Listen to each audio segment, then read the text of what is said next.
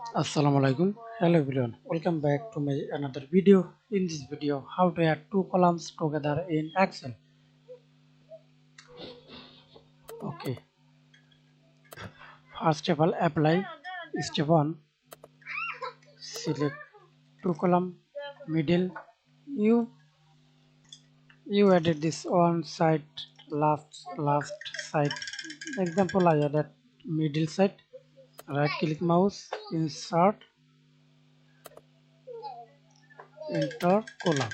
Now click OK. Now see this added two column. And step 2, select here, right click mouse, add columns to the right of selection or the left of selection.